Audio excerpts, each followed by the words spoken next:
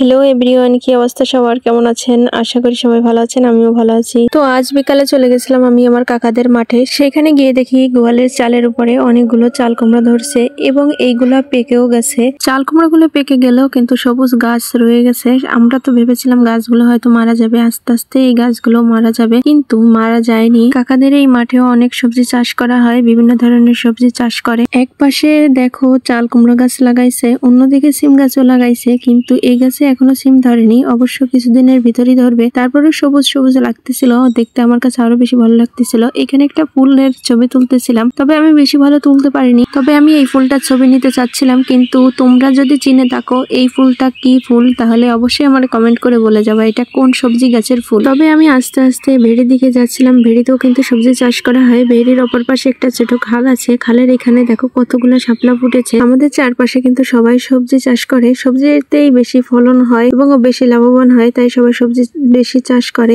গ্রাম বলতেই নদী নালা খাল বিল এটা থাকবে। আমাদের এখানে বেশিরভাগ মানুষ ঘেরে চিংড়ি মাছের চাষ করে, তবে চিংড়ি মাছের চাষের জন্য জোয়ার ভাটার পানি লাগবে বেশি। তবে জোয়ার ভাটা যদি হয় তাহলে চিংড়ি মাছের চাষের জন্য ভালো হবে, কারণ চিংড়ি মাছ চাষ করতে গেলে প্রতিদিন খাবার দিতে হয়। খাবার দিতে গেলে জলগুলো নষ্ট হয়ে যায়, আস্তে দুর্গন্ধ হয়ে যায়। তখন জোয়ার ভাটা যদি থাকে তাহলে মাছের কোনো ক্ষতি হয় না এবং সুন্দরভাবে চাষ করা যায়। গ্রাম বলতেই সবাই সবজি চাষ করে, গ্রাম বলতেই খাল বিল থাকবে, গ্রাম বলতেই চিংড়ি মাছের চাষ হবে, মাছের চাষ হবে, আর অনেক চেনা অজানা গাছ থাকবে, সেইখানে ফল মূল থাকবে, ফল দিয়ে পরিপূর্ণ থাকবে। এই গাছটাকে তোমরা কেউ চিনে থাকলে অবশ্যই কমেন্ট করে বলবা এবং তোমাদের এলাকাতে কি বলে তাও বলবা। আমাদের এলাকাতে কেওড়া গাছ বলা হয়ে থাকে, তোমাদের এলাকাতে কি বলা হয়ে থাকে অবশ্যই কমেন্ট করে বলবা। আমাদের এই দেখো খালে এইখানে কিন্তু জোয়ার ভাটা করা হয়ে থাকে। এই যে লেট দেওয়া আছে ঘেরে চারপাশ দিয়ে, কারণ বন্যার পানিতে মাছ বের হয়ে এই খালের দিকে চলে যায়, তাই লেট দিয়ে চারিপাশটা আটকে দিয়েছে। এ দেখো চারিপাশের ঘেরে চারিপাশে কিন্তু লেট দেওয়া আছে এবং অনেকটা জায়গা নিয়ে কিন্তু এই ঘেরটা করা আছে।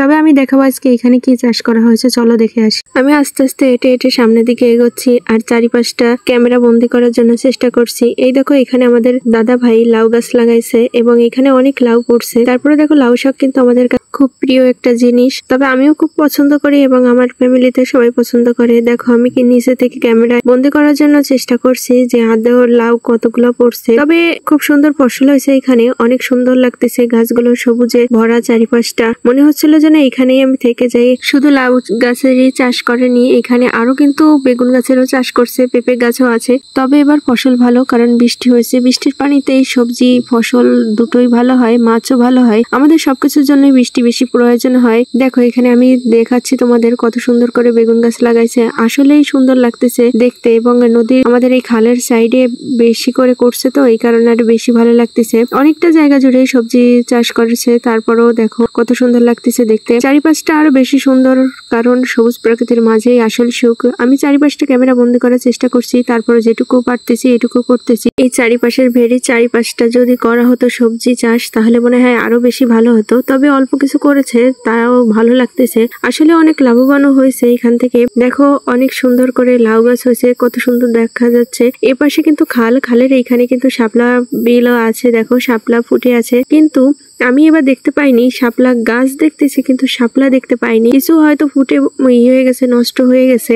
আমি অবশ্য ঠিক দেখতে পাইনি এখানে কয়টা শাপলা ছিল বা শাপলা ফুটেছে কিনা আদেও। তারপরে দেখো আমি লাউ গাছের এই যে সুন্দর দৃশ্য দেখানোর চেষ্টা করছি তোমাদের। কচি কচি ডাল বেয়ে গেছে, দেখতেই সুন্দর লাগতেছে। আসলে লাউ বা লাউ শাক এমন কেউ নাই যে পছন্দ করে না। দেখো আমি চেষ্টা করছি দেখানোর কয়টা লাউ হয়েছে। তবে ফসল প্রায় শেষের দিকে, এই কারণে বেশি লাউ এখন ধরতেছে না, আসলে কিছুদিন আগেই ধরছিল এবং ওরা বিক্রিও করছে। দেখো কত সুন্দর লাগছে দেখতে, আমি তো চেষ্টাই করলাম, তারপরে যে কয়টা ধরছে আমি এই কয়টা দেখালাম তোমাদের। আসলে ভালো লাগছে দেখতে, অনেক সুন্দর হয়েছে গাছগুলোতে। তবে নিজেদের চাষ করা সবজি, নিজেদের চাষ করা সবজি খেতেও ভালো লাগে এবং দেখতেও ভালো লাগে, আসলে অনেক সুন্দর দেখায় এবং আসলে অনেক সুন্দর টেস্টি হয়। এই দেখো এখানে বেগুন গাছও আছে, বেগুন গাছে কিন্তু অনেক বেগুনও ধরছে, আমি সেটা অবশ্য খেয়াল করি নাই, দেখতেও পারি নাই, দেখছি কিন্তু আমি তোমাদের দেখাতে পারিনি। আসলে এই গাছটা তোমাদের এলাকাতে কি বলে অবশ্যই অবশ্যই কমেন্ট করে বলবা। এই গাছটা আমাদের এদিকে ওরা বলে, তোমাদের ওদিকে কি বলে আমাকে কমেন্ট করে অবশ্যই বলবা। এবং দেখো অনেকগুলো ফল ধরছে, আমি ক্যামেরায় সুন্দর করে তুলতে পারছি না, তারপর যেটুকু পারি এটুকু তোমাদের দেখানোর লাগে চেষ্টা করছি।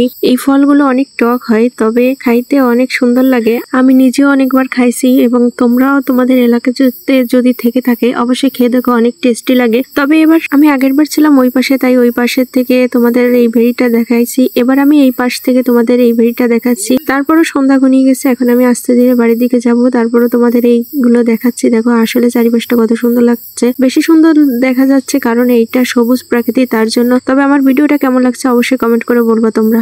দেখা হবে নেক্সট ভিডিও, সে পর্যন্ত সবাই ভালো থাকবা, সুস্থ থাকবা।